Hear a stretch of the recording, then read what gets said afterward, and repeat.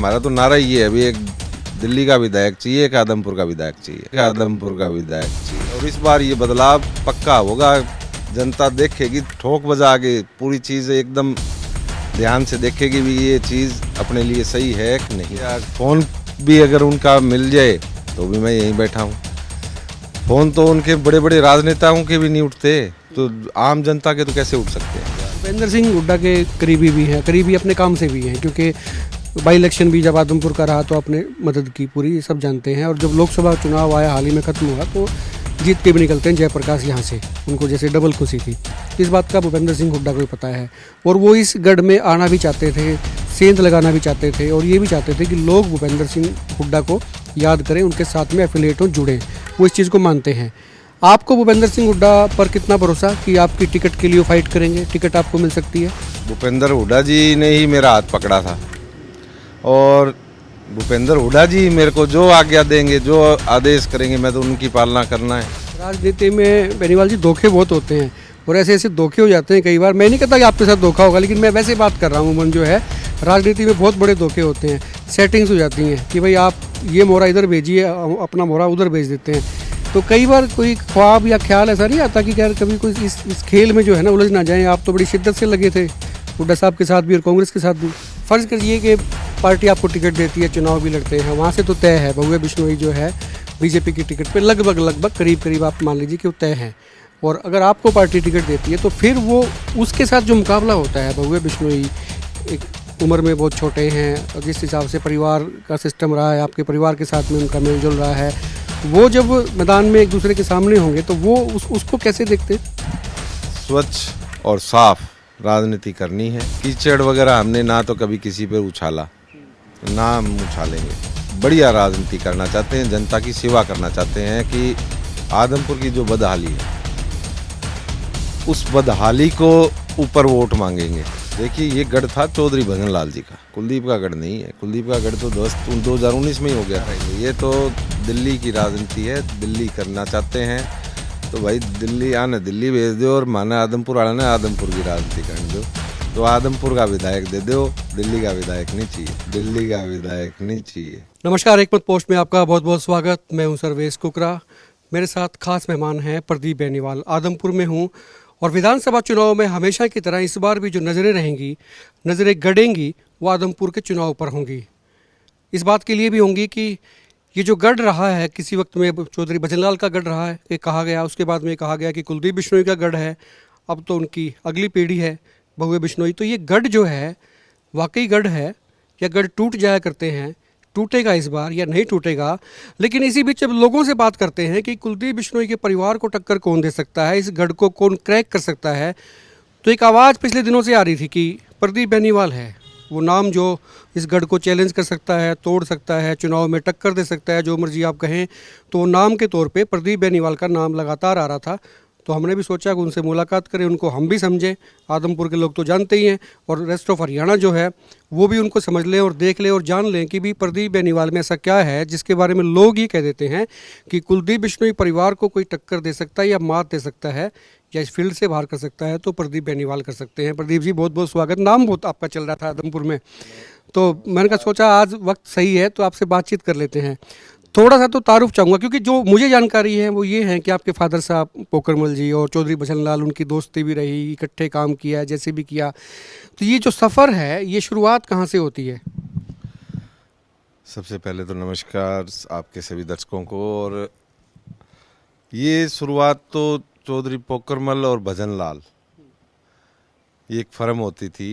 1950 से ये साथ रहे हैं और 1984 तक एक ही परिवार, हम एक ही घर में रहे, एक ही बिजनेस था, सब कुछ साथ था।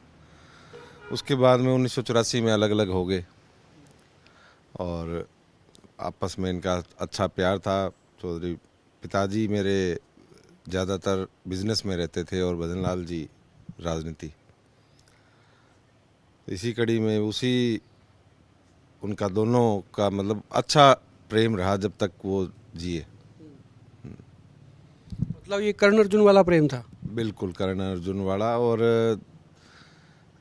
इनका गांव तो महमदपुर रोही था, मगर आदमपुर में ये दोनों साथ रहे। एक भाई इनके और हैं भजन लाल जी के सगे भाई, तो मनफूल जी थे जो महमूदपुर ही रहते थे, और पिताजी और भजन लाल जी यहीं रहते थे आदमपुर। आदमपुर की राजनीति पोखरमल ही किया करते थे हमेशा ही। पोखरमल ने ही जो विकास के मामले में जो नौकरियां थी आदमपुर के अंदर, हर तरीके से पिताजी ही हर घर में जहाँ कहाँ पे ज़रूरत होती थी, किस परिवार को ज़रूरत होती थी, उसको घर से बुला बुला के नौकरियां लगाते थे। मतलब किसको क्या ज़रूरत है उसकी स्क्रीनिंग जो है आपके फादर साहब करते थे, पोखरमल जी करते थे कि इस परिवार में नौकरी की ज़रूरत है या इसको कैसे स्टैंड करना है। जी बिल्कुल, आदमपुर की पूरे आदमपुर हलके को संभालने का काम पिताजी किया करते थे। उसमें कहाँ पे कोई अगर रोज़गार की ज़रूरत है, कोई काम की ज़रूरत है, चाहे कहीं पे पानी की, बिजली की, जो भी मतलब समस्या है, पंचायत का अगर कोई झगड़ा हो गया तो उनका उनका झगड़ा मिटवाना, मतलब पंचायती तौर पे, पंचायती के नाम चौधरी पोखरमल जाना जाता है आदमपुर में। आप कहीं भी पूछोगे तो चौधरी पोखरमल। और उसके बाद में वैसे जब से आदमपुर ब्लॉक समिति बनी, तो मेरे पिताजी जब तक जिए, आदमपुर ब्लॉक समिति जब बनी थी और जब तक जिए, आदमपुर ब्लॉक समिति के चेयरमैन पिताजी रहे। वो तो फर्म भी आपकी एक ही थी, चौधरी भजनलाल पोखरमल की जो फर्म थी, शायद या अलग अलग फर्म रही। एक ही फर्म थी, पोखरमल भजनलाल। बड़े भी थे पिताजी भजनलाल जी से, और वैसे भी नाम पोखरमल भजनलाल फर्म था। तो जब फर्म एक रही तो जाहिर सी बात है कि भाई मतलब दिल भी एक रहे, सारी चीज़ें रहीं। तो अब राजनीति में जाके जो है रास्ते अलग अलग से हो रहे हैं। वो बीजेपी में चले गए, आप कांग्रेस में हैं, और कांग्रेस की टिकट के प्रबल दावेदार भी आप हैं। तो ये रास्ते राजी खुशी अलग हो गए या कोई कहीं फ्रैक्शंस हो गए कोई बीच में? नहीं, वो तो राजनीति में देखो हर एक का होता है। ये भी तो है, चंद्रमोहन बीजेपी में, कांग्रेस में है, और कुलदीप बीजेपी में है। तो ये कोई वो मसला नहीं है। और हमारा तो सबको वैसे तो पता है भी कैसे अलग हुए, कैसे नहीं हुए। मगर राजनीति करना अच्छी बात है, राजनीति साफ सुथरी राजनीति होनी चाहिए। मेरा तो ये मानना है कि भी अगर राजनीति करो तो साफ सुथरी और बिल्कुल साफ छवि की राजनीति करो, काम करो लोगों के। अच्छा, लोगों को ऐसा क्यों लगता है कि भाई प्रदीप बेनीवाल जो है ना वही टक्कर दे सकता है? तो मतलब उनके जहन में तो बहुत सारी चीज़ें होंगी, हो सकता है आप भी उसको डिस्क्राइब कर पाएँ, लेकिन लोगों ने ये मान लिया है, तय कर लिया कि भाई एक आदमी है जो उनको टक्कर दे सकता है। तो ये क्या ऐसी कोई क्वालिटीज़ आप खुद बताएं? हालांकि लोग बताते हैं तो अच्छा लगता है, लेकिन आपके ज़रिए भी हम जानना चाहते हैं कि भाई ये चीज़ें हैं जो हटके सोचते हैं, विज़न है कोई आदमपुर को लेके, या लोगों को भी लगता है कि भाई मजबूत आदमी चाहिए था, किसी भी लोहे को काटने के लिए एक लोहा चाहिए, बराबर का चाहिए, जो काट सकता है उसको। देखिए, लोगों का प्यार मिल रहा है हर गांव में जब जा रहे हैं। तो देखिए, पहले इतना मैं सक्रिय नहीं था। किसी भी पार्टी के जो भी हमारे होते थे उनकी मदद करते थे, उनके साथ देते थे। 2009 में भी जयप्रकाश जी ने चुनाव लड़ा, तब हम उनके साथ थे। आगे भी मतलब अब 2022 बाई इलेक्शन के अंदर से मैं ज़्यादा सक्रिय हुआ। तो 2022 से लेके हर बार, मतलब 2022 में से पहले भी आप देखेंगे, जितने भी आदमपुर सर्कल के जहाँ तक मेरा जो दायरा था, जहाँ पे जिन गाँवों में मैं जाता था, जिन गाँवों में संपर्क था, सुख दुख में शामिल होते थे, वहाँ पे हर गाँव में हमारे वोट 2022 में भी बढ़े। और फिर उसके बाद में तो लगातार इस चीज़ के अंदर मैं बिल्कुल, हम पूरी तरह गाँव में हर सुख दुख में, हर किसी के भी कोई काम आना, कोई कुछ भी चीज़। तो 2000 ये जो 24 लोकसभा इलेक्शन है, इसके अंदर तो इसकी तस्वीर ही अलग होगी। 24 में भी हार के निकली बीजेपी आपके यहाँ से? बिल्कुल हार के 2024 में बीजेपी हारनी थी। तो वो तो हमने पहले ही कहा था भी आदमपुर से जयप्रकाश जी जीत के निकलेंगे, कम से कम 5000 वोटों की। ये मैंने पहले ही, मतलब हमारे जो हाईकमान को ये पहले लिख के दे दिया था भी, कम से कम 5000 वोटों से लेके और 10 से 12000 वोटों तक। जब वो जीते थे जयप्रकाश जी, मेरी उनसे बात हुई थी, उनको डबल खुशी थी। मैंने कहा ये इतना ज़्यादा खुश क्यों हो रहे हैं? कहता एक तो मैं चुनाव जीत गया लोकसभा का, और दूसरी बात ये है कि आदमपुर ने मुझको जिता दिया। बिल्कुल, आदमपुर का प्यार इतना मिला क्या, ये पूरी जो हिसार कॉन्स्टिट्यूंसी के अंदर आदमपुर की जीत का जो श्रेय, हम जिस दिन काउंटिंग पे थे तो जो आदमपुर का रिजल्ट आया, तो पूरा जितने भी हलकों के लोग आए हुए थे, सब ने हमारे को इतनी बधाइयाँ दी कि भी आप आदमपुर की वजह से हम ये हिसार लोकसभा इलेक्शन जीते हैं। क्या वजह मानते हैं कि आदमपुर ने जो बीजेपी को हराया है, इसके कई तरह के मायने हो सकते हैं। उसका ये भी हो सकता है कि भाई बीजेपी को लोग पसंद नहीं करते हैं। दूसरा ये भी हो सकता है कि वो कुलदीप को भी को जवाब देना चाह रहे थे कि भाई देखिए, ठीक ठाक मामला कभी होता था, लेकिन अब जो है परिवर्तन का दौर आ गया। किस तरह की चीज़ें रही हैं? देखिए, आदमपुर ने जो बदलाव किया है, आदमपुर की आप अभी हिसार साइड से आए हैं तो आपने देखे होंगे, रास्ते देखे होंगे, आदमपुर की हालात देखिए। मतलब आप अगर गाड़ी है तो चलो उसमें अंदर बंद हो, आप बाहर से गंदे नहीं, वरना तो आदमपुर में आप चल ही नहीं सकते, पैदल कहीं नहीं जा सकते आप। अगर स्कूटर मोटरसाइकिल में तो गिर गिर भी सकते हो, इतना बुरा हाल है। आदमपुर इतना पिछड़ गया, मतलब कि आदमपुर की कोई सड़क, कोई गली, कोई गांव ऐसा नहीं है जहाँ पे इतना बुरा हाल हो ना हो। क्या वजह रही है? मतलब ये किसी वक्त में देखो, भजनलाल जी जब मुख्यमंत्री थे तब बहुत काम हुए थे, लोग भी कहते हैं, और दिखा भी था। लेकिन उसके बाद से जो है लोगों में बड़ी इस बात की टीस है कि भाई काम नहीं हो रहा, मतलब। और सड़कें तो खास तौर पर जो आप कह रहे हैं, ये सही बात है। मैं जब आया हूँ तो दिक्कत है, गड्ढे हैं, पानी भरा हुआ है, सब चीज़ें हैं। भजनलाल जी यहाँ पे आते थे, हल्के में देखते थे, उनको पता था अभी कौन सी सड़कें खराब है और है। मगर जब से कुलदीप ने ये संभालने लगे हैं, तब से आदमपुर का ये हालात है, ना इनको काम करना, वोट लिया और दिल्ली। ये सवाल तो हमने भी किया था कुलदीप जी से, अभी हाल ही में उनको एक इंटरव्यू किया था, तो मैंने कहा भी लोग ये कह रहे हैं कि आप आते हो, वोट लेते हो, जीतते हो और दिल्ली चले जाते हो। तो है ही दिल्ली वाले विधायक, हम तो भी, ये हमारा तो नारा ही है अभी, एक दिल्ली का विधायक चाहिए, एक आदमपुर का विधायक चाहिए। और वो ये कहते हैं, कहते हैं मैं तो फ़ोन पे काम कराया तो मेरी ज़रूरत ही नहीं होती है। देखिए जी, हमारा तो फ़ोन पे काम, मेरे ख्याल में तो कोई, आप किसी गांव में जाइए, फ़ोन भी अगर उनका मिल जाए तो भी मैं यहीं बैठा हूँ। फ़ोन तो उनके बड़े बड़े राजनेताओं के भी नहीं उठते, तो आम जनता के तो कैसे उठ सकते हैं।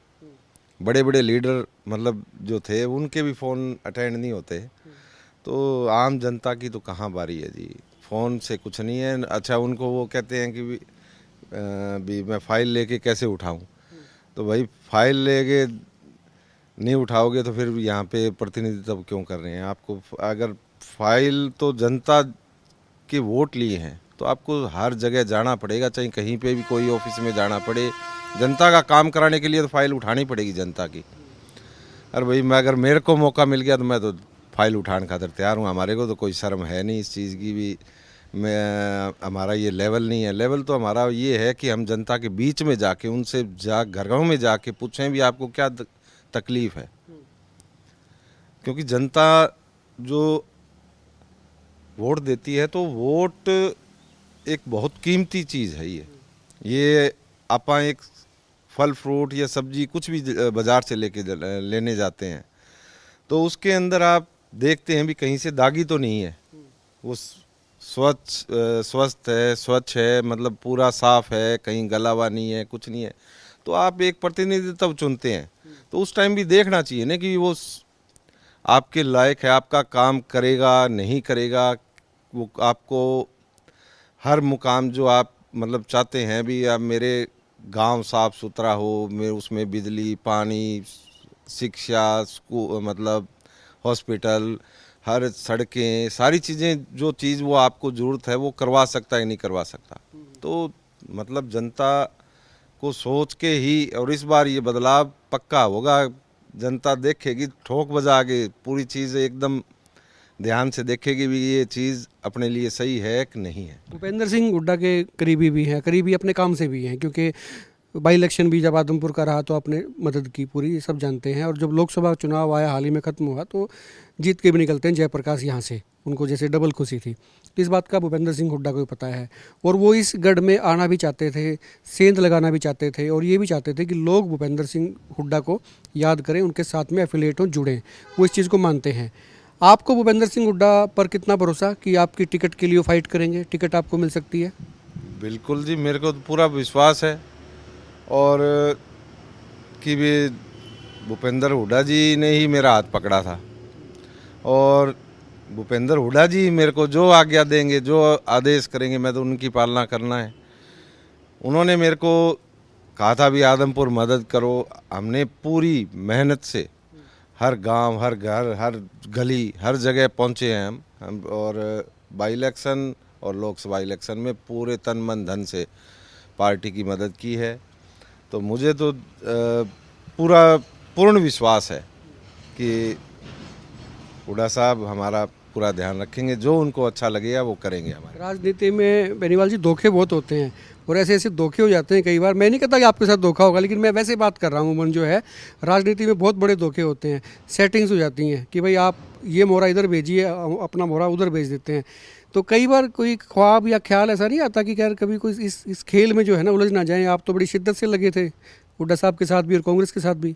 मैं कांग्रेस पार्टी के अंदर जुड़ा हूँ, कांग्रेस पार्टी के अंदर ही, तो मुझे तो पूर्ण विश्वास है जो पार्टी मुझे आदेश देगी मैं उसके लिए तैयार हूँ। चाहे अगर मुझे पार्टी इलेक्शन के अंदर उतारती है तो।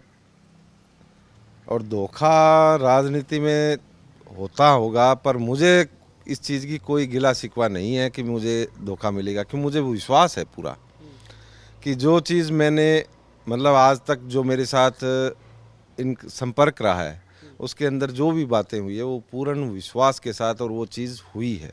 तो मुझे नहीं लगता मुझे कोई धोखा मिलेगा, जो भी होगा मेरे लिए अच्छा होगा। जब किसी के साथ में एक लंबे वक्त तक रहते हैं, जैसे परिवार से जुड़ा हो रहा, आपका चौधरी भजन लाल जी के परिवार से रहा, कुलदीप बिश्नोई से भी दोस्ती भी रही। दोस्ती अपनी जगह है, राजनीति अपनी जगह। वो आप पहले भी आप भी कह रहे थे, हम भी मानते हैं कि चंद्र बिश्नोई जो हैं वो कांग्रेस में है, वो बीजेपी में है, वो सब चीज़ें हैं। लेकिन जब साथ में कोई रहता है तो उसके राज भी आपके पास होते हैं, आपको कमजोरियाँ पता होती हैं, कुछ अच्छी चीज़ें भी पता होती हैं, कि ताकत भी पता होती है भी ये इस चीज़ पे ताकतवर है। बॉक्सिंग में जब दो प्लेयर खेल रहे होते हैं, प्रैक्टिस कर रहे होते हैं, तो एक दूसरे की कमजोरी जानते हैं। तो ये जो कमजोरियों का जो खेल है या सिलसिला है या जानकारियाँ हैं, इसका फ़ायदा मिलता है चुनाव में? बिल्कुल मिलता है। और हम तो खुली किताब हैं जी, हम तो जनता के सामने हैं, हमारा परिवार जनता के सामने है। हमने कभी किसी के साथ कोई गलत कुछ किया नहीं। मेरे पिताजी ने भी सेवा जितनी जब तक जिए जनता की सेवा में रहे। मतलब आखिरी समय जब मतलब उनका ऑपरेशन होना था, हार्ट सर्जरी होनी थी, मगर वो नहीं हुए, फिर भी मतलब उनका ये था कि मैं एक बार मुकाम के वो ऑल इंडिया के अध्यक्ष थे उस टाइम में बिश्नोई समाज के। तो उस समय भी उनका ये था भी मैं एक बार मुकाम जाके और उसका उद्घाटन और वो उसको जनता को सौंपूं भी मैं जो, मगर वो नहीं पहुंच पाए वहाँ पे, उससे उनसे पहले ही उनकी। तो हमारा परिवार हमेशा जन सेवा के लिए ही रहा है और जन सेवा तो हमारा तो कोई राज और ऐसा कुछ है नहीं।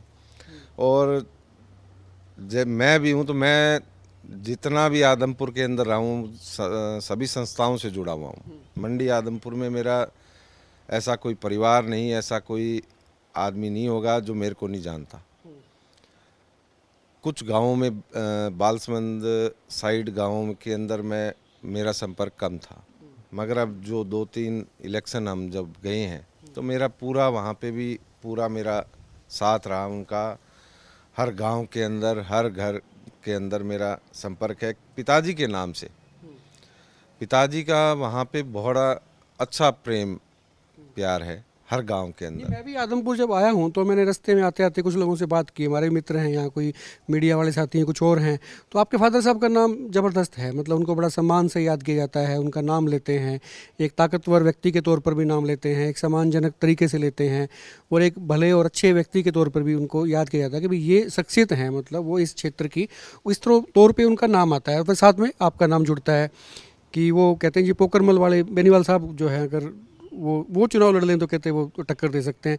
तो ये परसेप्शन क्रिएट हो गई है इस आदमपुर में कि भाई आप अगर उतरते हैं या पार्टी आपको उतारती है तो फिर ज़बरदस्त मुकाबला रहता है। तैयारियां कैसी चल रही हैं गांव में? दौरे वोरे पूरी चल रही है जी, हर गांव के अंदर हर जगह जाए। मैंने जो जितने 180 बूथ है उनकी लिस्ट बना के पार्टी को दी।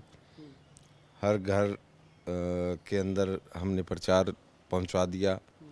हर गांव के अंदर मतलब जा भी चुका हूं और लगातार अब भी संपर्क में हूं, जाता रहता हूं। अब तो प्रभारी भी हैं आपके दीपक बाबरिया, वो भी जानकारियाँ रखते हैं, वो पूछते भी हैं लोगों से भाई बूथ लेवल पे आपका मामला तैयार है नहीं है, क्योंकि समय बड़ा कम बचा है, तो ये पेपर वर्क भी काफ़ी रहता है। तो ये तैयारी कब से चल रही है आपकी? काफ़ी टाइम से हमारे पास बाबरिया साहब का जो आदेश आया था, दीपक बाबरिया जी का, और हमारे कांतिलाल बाबरिया जी हैं जो यहाँ के लोकसभा के प्रभारी हैं, और हमारे आदमपुर के परवेश त्यागी जी हैं, उन्होंने हमें जो आज्ञा दी थी, मतलब आदेश दिए थे कि भी आप हर हलके, आपके हलके की हर बूथों की हमें वो लिस्ट दीजिए। तो वो हमने काफ़ी टाइम हो गया हमने सौंपे हुए, और उसकी मीटिंग भी, बूथ लेवल की मीटिंग भी हमने करवा दी 6 तारीख को पीछे। आजकल जो है ना दिल्ली में बहुत मजमा लग रहा है, मजमा इन द सेंस की भीड़ बहुत हो रही है। भूपेंद्र सिंह हुड्डा की कोठी में इतने आदमी होते हैं, सर पसीना वैसे आ जाता है, मौसम ठंडा हो तो भी आता है, भीड़ बहुत है। टिकटार्थी भी हैं उसमें और उनके सपोर्टर्स भी बहुत ज़्यादा हैं। तो कभी कभी आपको लगता है ऐसा कि भाई हमें भी वहाँ जाना चाहिए, नमस्ते ठोकनी चाहिए, सलाम ठोकना चाहिए, कभी टिकट में कोई और नंबर ना चला जाए, कोई ऐसी चीज़ें कभी रहती हैं, या भरोसा है कोई वहाँ से? जी मुझे तो भरोसा है, और जाता मैं भी गया हूँ, कल मैं भी जाके आया था परसों। तो दुआ सलाम तो देखिए, प्रेम प्यार तो आपस में रहना ही चाहिए। और अब आज कांग्रेस पार्टी का रुझान है, आज पूरे हरियाणा के अंदर एक तरफा लहर है कांग्रेस पार्टी की। 2700 लोगों ने ये, मेरे ख्याल 2700 कुछ लोगों ने ये, हाँ, तो वो इतने लोग टिकटार्थी हरियाणा के लिए हैं, कांग्रेस पार्टी से टिकट मांग रहे आदमपुर में तो ऐसे ऐसे टिकटार्थी भी हैं जो आपकी पार्टी में भी नहीं है। हैं। हाँ है जी, है, हमारे ऐसे टिकटार्थी हैं जो पीछे, और वो तो ये कांग्रेस की लहर है, इसकी वजह ही है ना। और ठीक है, हमारे तो कांग्रेस पार्टी का प्रचार हो रहा है, भाई जितने ज़्यादा होंगे उतने ज़्यादा प्रचार होगा, क्योंकि अभी यहाँ से 42 है, आदमपुर से तो 42 है, तो भी सारे 55 तो गांव ही हैं।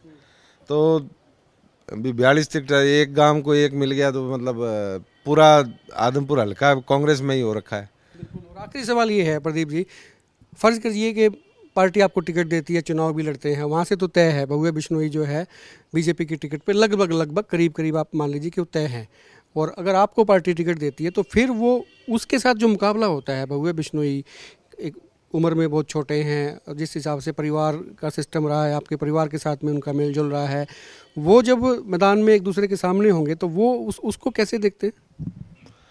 नहीं, देखना क्या है जी, ये तो राजनीति है। राजनीति के अंदर परिवार या ये चीज़ें, एक दायरा होता है, अप स्वच्छ और साफ राजनीति करनी है।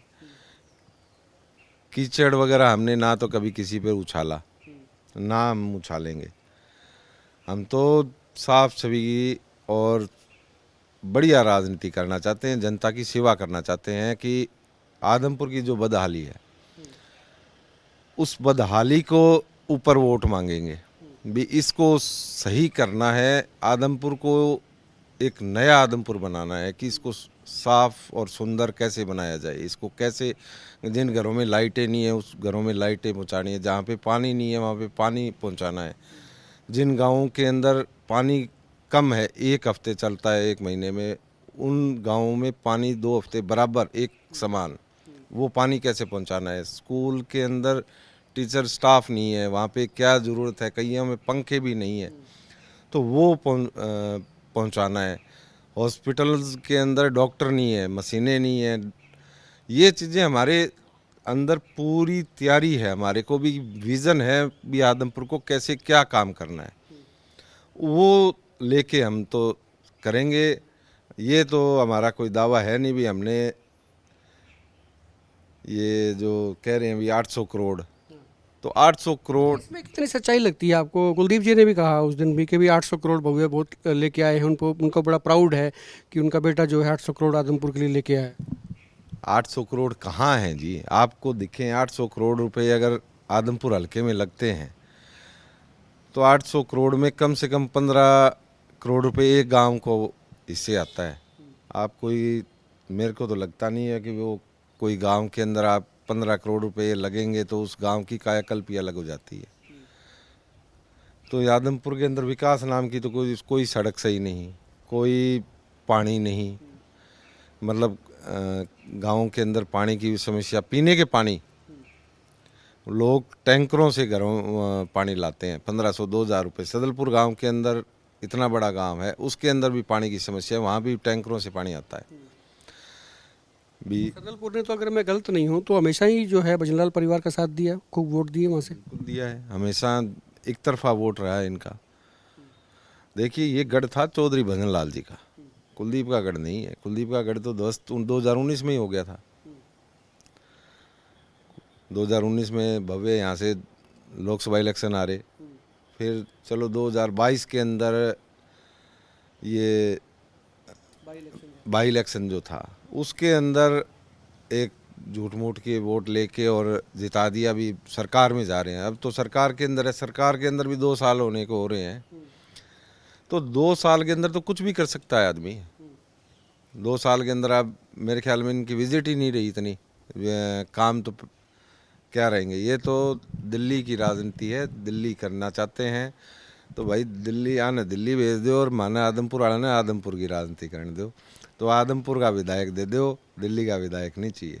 शुक्रिया बात करने के लिए। प्रदीप बेनीवाल थे। आदमपुर का विधायक चाहिए आदमपुर वालों को, और जिनको दिल्ली पसंद है वो दिल्ली चली जाए, ऐसा प्रदीप जी का कहना है। और ये जो चुनाव होगा इस बार आदमपुर का, खास तौर पर ये विकास के नाम पर होगा, आदमपुर के विकास पर होगा कि आदमपुर का विकास जनता चाहती है, कितना चाहती है, और विकास की तरफ देख भी रही है कि कौन विकास करवा सकता है। कांग्रेस के प्रत्याशी हो सकते हैं प्रदीप बेनीवाल, जल्दी टिकटें डिक्लेयर होंगी, एक बार फिर इनसे राब्ता करेंगे। लेकिन आज के लिए इतना ही। खुल के कमेंट करें, वीडियो को शेयर करें, और आप क्या सोचते हैं आदमपुर चुनाव को लेकर, प्रदीप बेनीवाल को लेकर, और कुलदीप बिश्नोई का गढ़, जैसे इन्होंने बताया कि गढ़ गुड़ तो था ही नहीं या टूट चुका है, इस बारे में खुल के अपनी राय दें। आप देखते रहें एकमत पोस्ट। नमस्कार।